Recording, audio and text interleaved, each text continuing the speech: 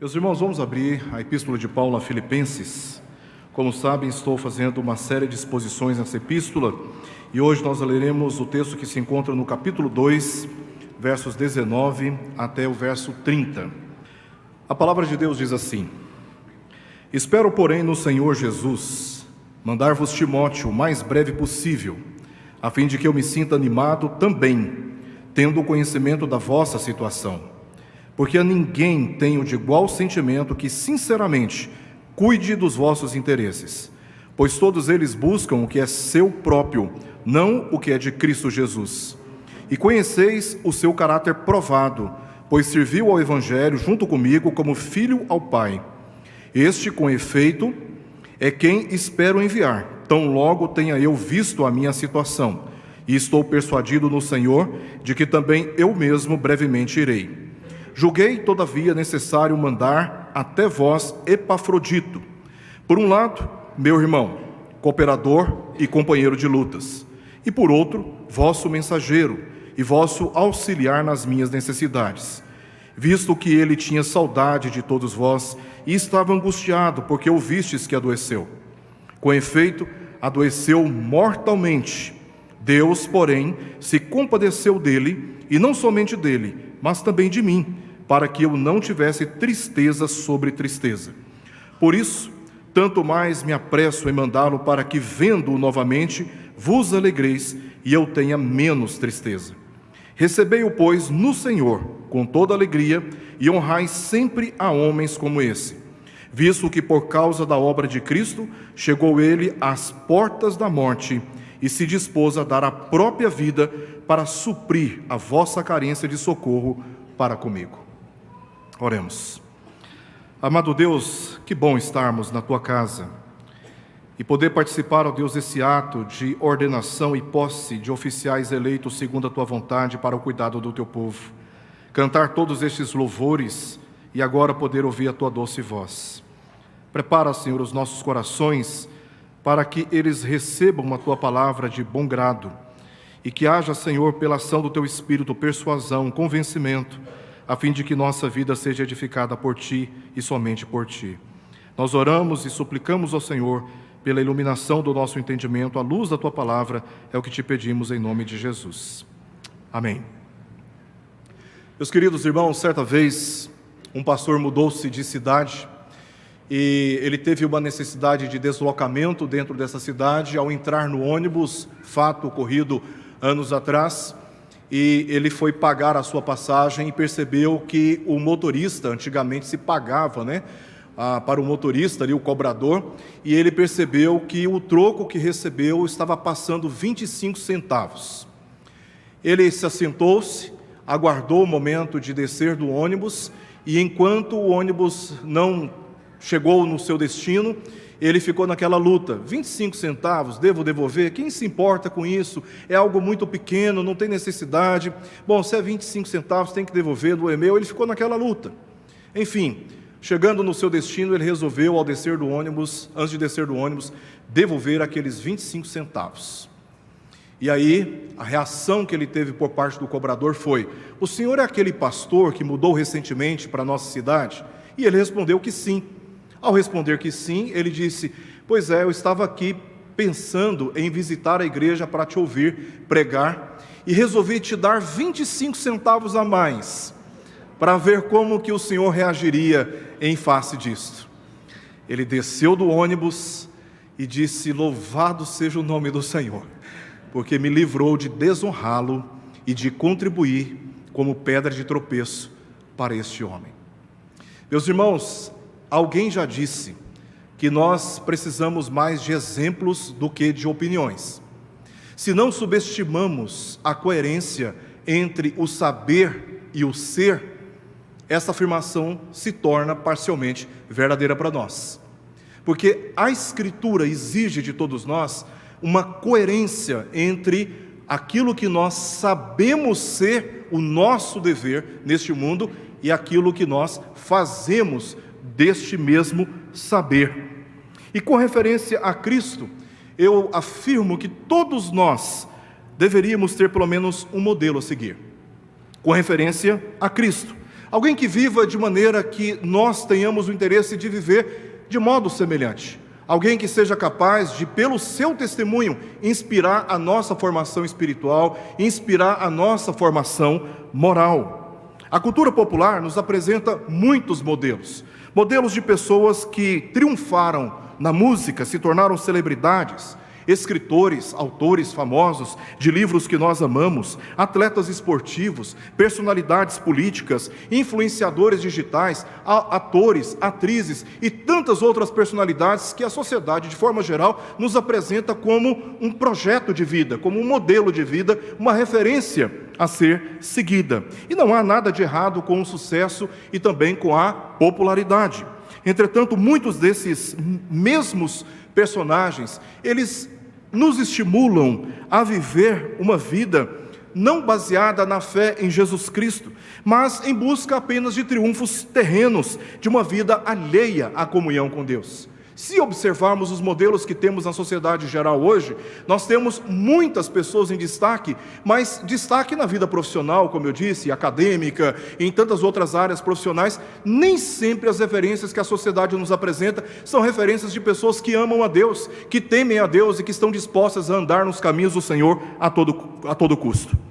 Por isso, eu disse que é necessário a cada um de nós ter pelo menos um modelo cristão a seguir. E aqui no início do capítulo 2, Paulo exortou a que tenhamos o mesmo sentimento, ou o mesmo pensamento que houve em Cristo Jesus. Isso está claro no verso 5 do capítulo 2, a exortação para que tenhamos a mesma mentalidade, a mesma convicção, o mesmo propósito nessa vida que Jesus Cristo teve. E ele exemplifica esse pensamento no testemunho de Jesus apresentado, especialmente a partir do verso 6 até o verso 8.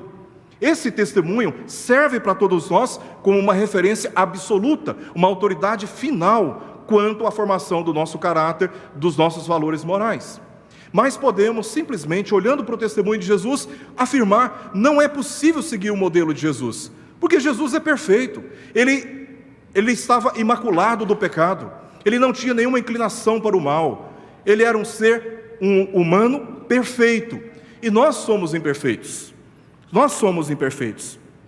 Honestamente falando, precisamos concordar que nós mesmos, por nós mesmos, isso não é possível. Seguir exatamente o modelo de Jesus, seguir exatamente Jesus como referência, a menos, como diz o próprio apóstolo Paulo, em face desta honesta autoavaliação, ele diz no verso 6 do capítulo 1 e também no capítulo 2, verso 13, a menos que aquele que começou a boa obra em nós, a complete. Aí então se torna possível seguir o exemplo de Jesus. Do contrário, isso não seria possível.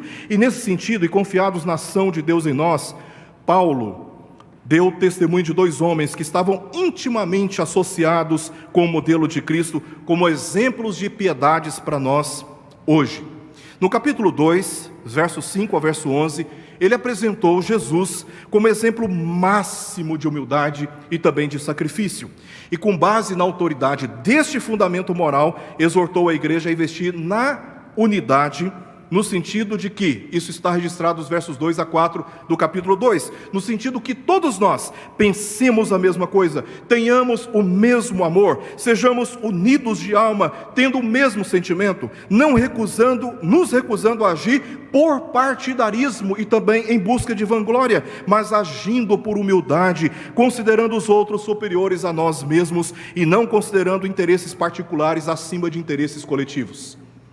Ele exorta a igreja e aí ele apresenta a fonte da autoridade da sua exortação, que é o exemplo do Senhor Jesus. Assim, cada um deve assumir para si esforços pessoais nesta mesma direção relacional. É o que nós vimos em nossa última mensagem, versos 12 até o verso 18. Ele demonstrou seu compromisso pessoal com essas exortações, ele fala sobre si em face do exemplo de Jesus, ele não apenas diz para a igreja como a igreja deve viver, ele dá testemunho de como na sua vida pessoal ele estava vivendo exatamente este testemunho que ele está exortando da igreja. Verso 23 do capítulo 1, ora, de um e outro lado estou constrangido, tendo o desejo de partir e estar com Cristo, o que é incomparavelmente melhor, mas por vossa causa é mais necessário permanecer na unidade, e convencido disso estou certo de que ficarei e permanecerei com todos vós para o vosso progresso e gozo na fé, a fim de que aumente, quanto a mim,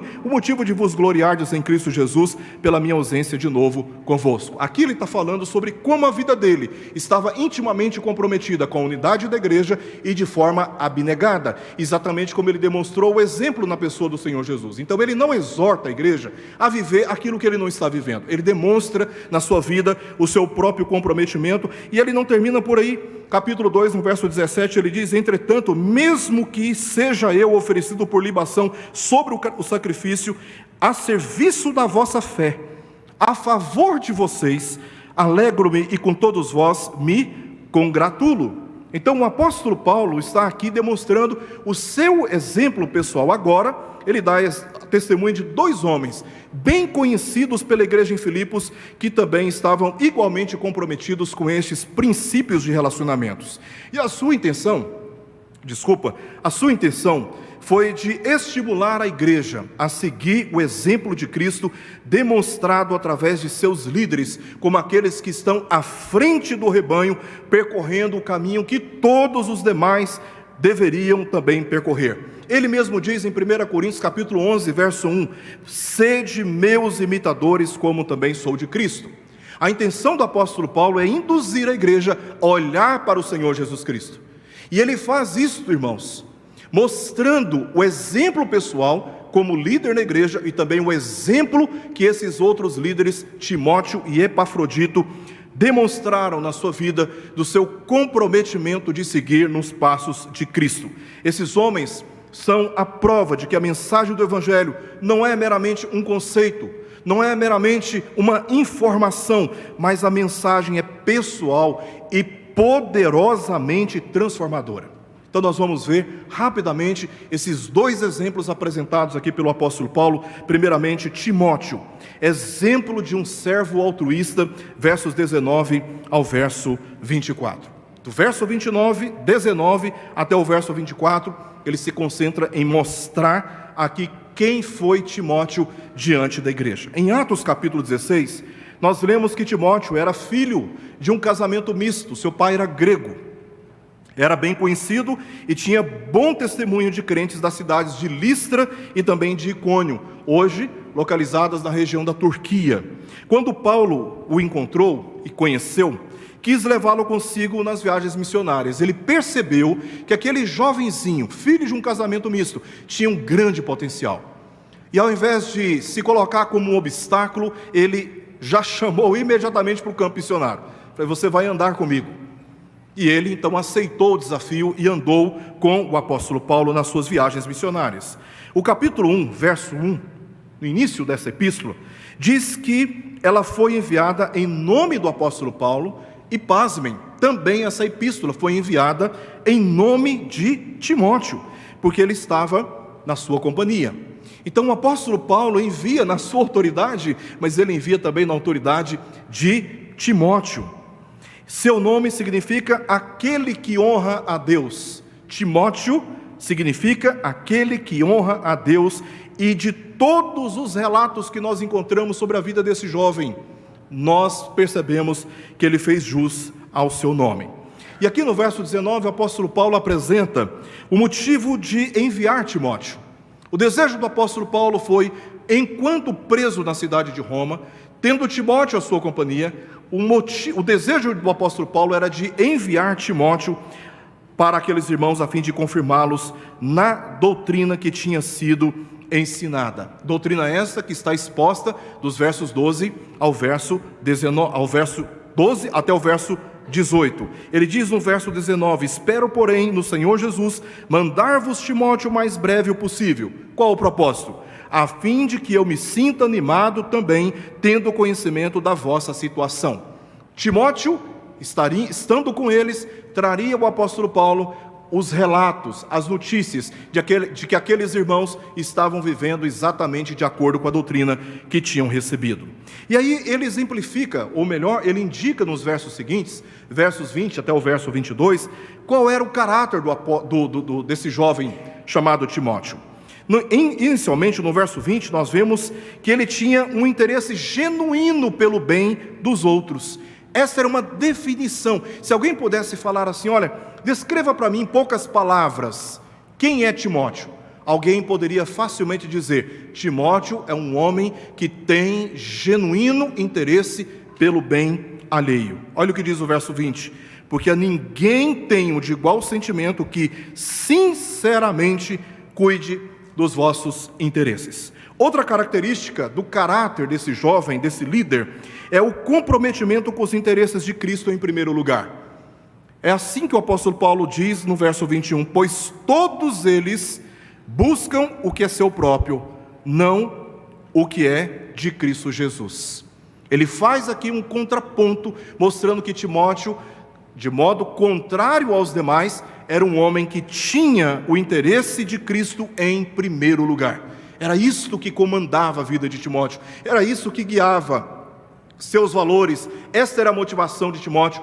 A prioridade da sua vida era seguir a vontade de Cristo em primeiro lugar. E aí no verso 22, Paulo diz que ele tinha um caráter provado. E por que ele tinha um caráter provado? Porque ele era um homem aprovado. Tanto pela consciência doutrinária, Paulo não estava andando com o inimigo da fé. Paulo o tinha como alguém que era discípulo dos seus ensinamentos, alguém que já tinha demonstrado maturidade bíblica, doutrinária e teológica, mas era um homem também submetido ao labor, ao ministério, às provas, aos temores, às abnegações, às renúncias, às pressões, às perseguições, às calúnias, ao lado do apóstolo Paulo. É por isso que ele diz no verso 22, e conheceis o seu caráter provado, pois serviu ao Evangelho junto comigo como filho ao Pai. Meus irmãos, ele é apresentado como alguém que é filho na fé, em 1 Coríntios capítulo 4, verso 17. Timóteo estava com Paulo em Filipos, estava com Paulo em Tessalônica, em Bereia, em Corinto e em Éfeso. Na prisão em Roma, Timóteo está na sua companhia nessa ocasião, esteve envolvido de uma forma ou de outra com 7 escritos do apóstolo Paulo no Novo Testamento, Romanos, 2 Coríntios, Filipenses, Colossenses, 1 e 2 Tessalonicenses, 1 e 2 Timóteo.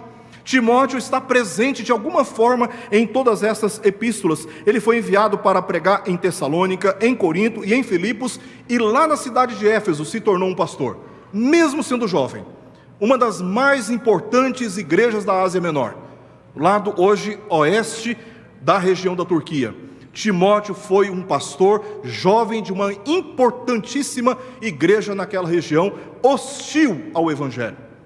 Então, quando Paulo fala que ele tinha um caráter provado, pois serviu ao Evangelho, Paulo está aqui dando testemunho, irmãos, de um caráter cristão sólido, firme, criado, formado, forjado, tanto pela consciência doutrinária, como também pela experiência de vida. E ele conclui essas descrições de Timóteo, mostrando para aquele que é maior do que Timóteo, que é o Senhor Jesus Cristo, fazendo um resumo e explicando porque ele não poderia enviar Timóteo naquela ocasião, versos 23 até o verso 24. Ele diz, este com efeito é quem espero enviar. É quem espera enviar, tão logo tenha eu visto a minha situação, e estou persuadido no Senhor, de que também eu mesmo brevemente irei. O propósito de Paulo de não enviar Timóteo naquela ocasião, era porque Timóteo era o seu companheiro na prisão, e Paulo estava aguardando o veredito sobre a sua situação em Roma, e tinha a expectativa de que seria absolvido, e que sairia daquela prisão, o que aconteceu depois de 2 anos. É assim que termina o livro de Atos, no capítulo 28. Depois de 2 anos de prisão domiciliar, o apóstolo Paulo então sai, e ele precisava que Timóteo estivesse juntamente com ele. Então, com essas descrições, Paulo está mostrando o caráter de um líder provado, de um líder aprovado, que está à frente do rebanho, seguindo os passos de Cristo e esperando que todo o rebanho siga exatamente o mesmo caminho. O foco do apóstolo Paulo, ao falar de Timóteo, não é exaltar a pessoa de Timóteo, mas exaltar a pessoa que Timóteo seguia, que é o Senhor Jesus Cristo. O segundo exemplo que ele nos dá, além de Timóteo, como aquele que é uma pessoa que apresentou no seu testemunho a capacidade de forma altruísta, abnegada de servir ao Senhor, é Epafrodito, que é um exemplo de um servo sofredor. versos 25 até o verso 30. Epafrodito residia em Filipos e tinha sido enviado pela igreja. E a finalidade da igreja enviar Epafrodito foi para cuidar de Paulo da prisão e lhe entregar ofertas para a sua própria manutenção. E aí eu peço aos irmãos para lerem comigo o capítulo 4, verso 18. No capítulo 4, verso 18, veja uma das incumbências que Epafrodito recebeu por parte da igreja. Paulo dá testemunho, capítulo 4, verso 18: recebi tudo e tenho abundância, estou suprido, desde que Epafrodito me passou as mãos o que me veio de vossa parte, como aroma suave, como sacrifício aceitável e aprazível a Deus. Epafrodito recebeu a incumbência de cuidar do apóstolo Paulo, mas também de levar ofertas da igreja para a sua própria manutenção. E aqui no verso 25, quando ele começa a falar sobre Epafrodito, nós identificamos 5 virtudes. Primeiro, diz que ele era irmão. Ele diz, para mim, irmão, ou seja, era alguém que confessava a mesma fé em Jesus Cristo. Essa era uma virtude do seu caráter. Um homem crente. Também um cooperador privativo. Paulo diz no verso 25, meu irmão, meu cooperador, meu companheiro. Então é algo privativo do apóstolo. Alguém que está ao lado dele, que está andando com ele. Não era um líder distante, era um líder próximo, que andava junto. Daí porque Paulo o qualifica, o descreve como um cooperador privativo. Também firme defensor da fé evangélica, porque Paulo descreve como companheiro de lutas. E a referência que Paulo faz aqui, a companheiro de lutas, é a segunda referência que ele faz. Porque se você abrir o capítulo 1, verso 27, a parte, verso 27 e verso 28, a parte A, nós veremos aqui em que sentido Paulo está descrevendo Epafrodito. Capítulo 1, verso 27 diz, vivei acima de tudo por modo digno do evangelho de Cristo, para que, ou indo ver-vos, ou estando ausente, ouça no tocante a vós outros, que estáis firmes em um só espírito, como uma só alma, lutando juntos pela fé evangélica, e que em nada estáis intimidados pelos adversários. O que está em mente do apóstolo Paulo ao descrever que Epafrodito, no verso 25, era o seu companheiro de lutas? Era alguém que não tinha fé para você apenas, era alguém que tinha fé para os outros também, que pregava o evangelho, que dava testemunho da sua fé em um ambiente hostil ao evangelho, mas ele em nada se permitiu intimidar pelos seus adversários, e juntamente com o apóstolo Paulo, lutou pela fé evangélica, defendeu o evangelho, defendeu a verdade.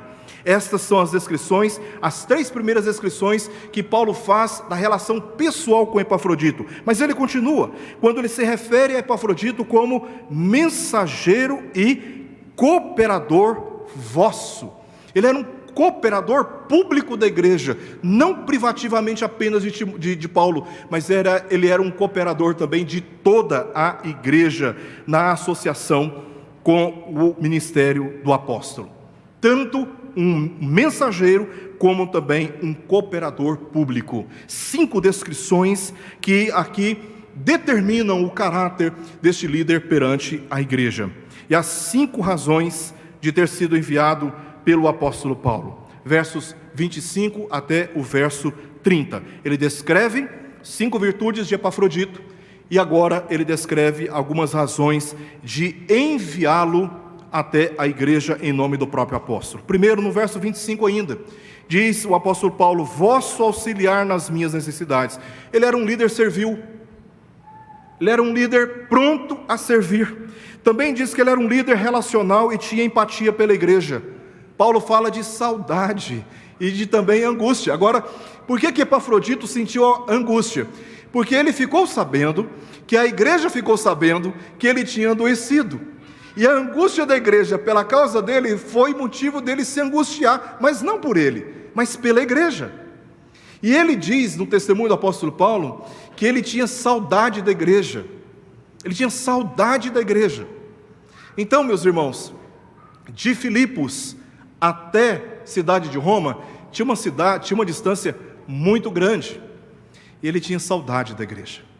Ele estava fazendo companhia para o apóstolo num ambiente de prisão domiciliar.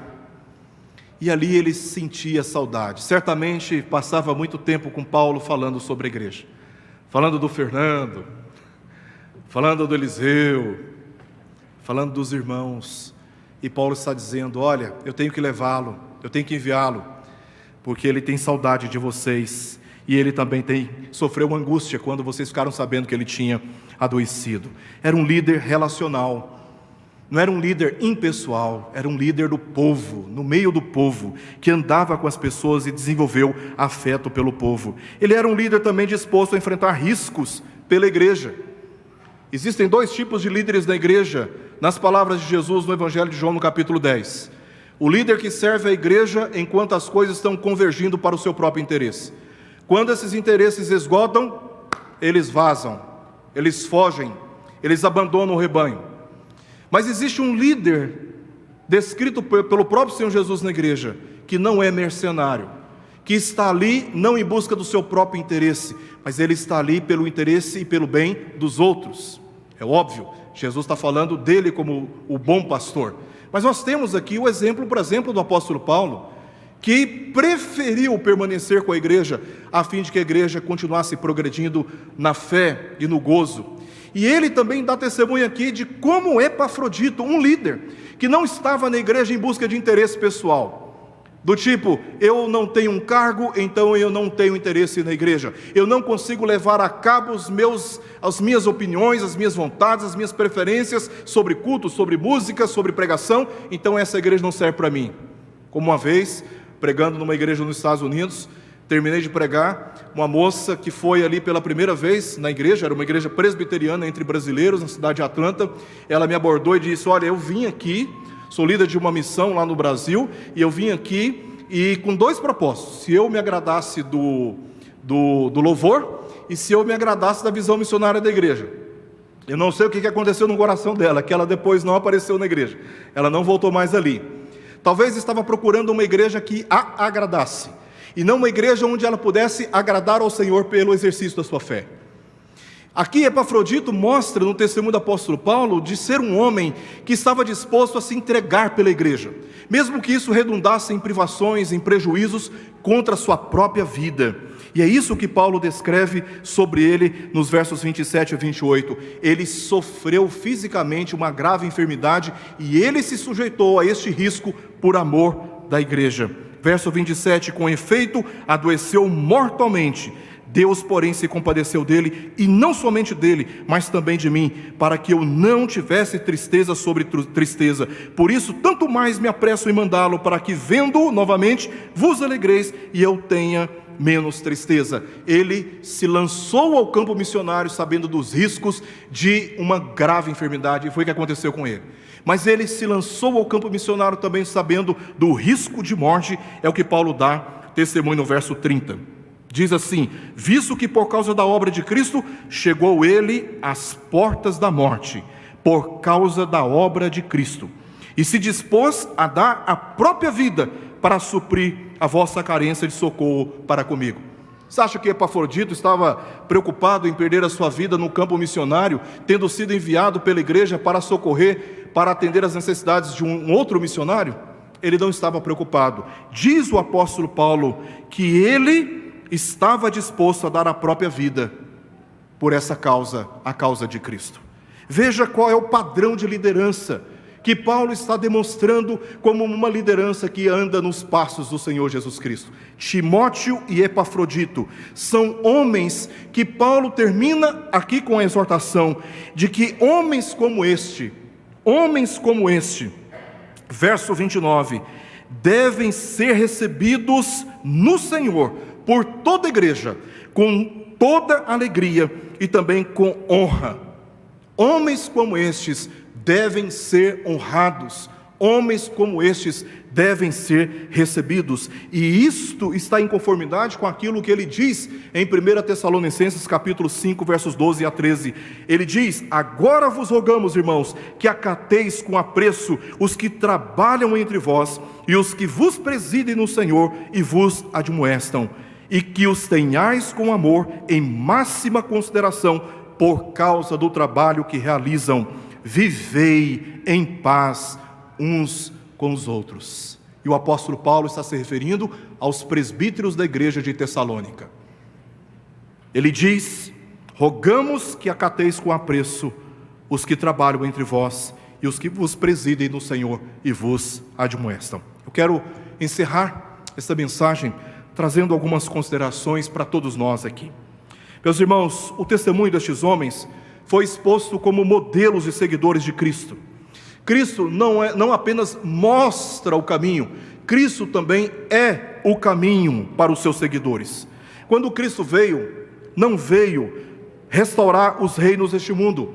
Ele veio para inaugurar um novo reino, cujos princípios e valores são opostos aos reinos dos homens, aos governos dos homens, à maneira dos homens lidarem uns com os outros. Como rei soberano, veio para servir e dar a sua vida em favor dos outros, deixou a glória celestial e viveu entre homens pecadores, percorrendo ruas, percorrendo vilas, percorrendo cidades, não tendo onde reclinar a cabeça em meio às muitas outras privações. Quando insultado e humilhado, ele não revidou, mas orou e intercedeu por perdão a favor daqueles que o estavam ofendendo. Ele se esvaziou de sua própria glória e se vestiu como um desprezível escravo, para vestir homens indignos com vestes da justiça e também da santidade. Não procurou a sua própria glória, falando de si, mas falando do Pai. Diz o testemunho que nós encontramos em João capítulo 7, verso 18, ele não passava os seus dias falando dele.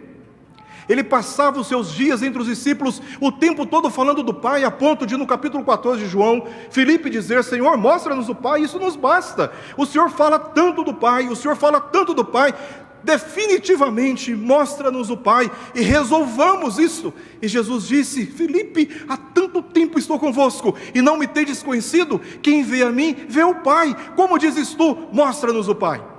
Jesus estava ali, dando testemunho do Pai, falando do Pai e não falando de si mesmo, não querendo se exaltar entre os homens, porque quem dava testemunho dele era o próprio Pai e o próprio Espírito Santo. Não procurou a sua própria glória, falando de si, mas o Pai. Não veio fazer a sua vontade, mas a vontade daquele que o enviou. O testemunho de Timóteo, de Epafrodito, nos ensina a viver a vida cristã com mais profundidade, com mais compromisso, com mais significado. Nos ensina que a vida só tem sentido seguindo o exemplo de Jesus Cristo no modo como nós nos relacionamos com os nossos irmãos. É o Senhor Jesus Cristo que dá sentido para a nossa vida nesta experiência terrena até que Ele volte. E Paulo lança esses dois testemunhos para inspirar a igreja a olhar para Cristo e seguir os seus passos. Esse é o exemplo maior que temos e a autoridade maior que temos quanto à formação do nosso caráter cristão, da nossa vida e também da nossa liderança no meio do povo de Deus. Que o Senhor, na sua misericórdia, deposite essa palavra e nos guie nas experiências cotidianas durante essa semana, nos fazendo lembrar dessas verdades sobre o testemunho de Jesus que nós professamos carregar com os nossos próprios lábios. Vamos orar, depois teremos um momento de participarmos da ceia.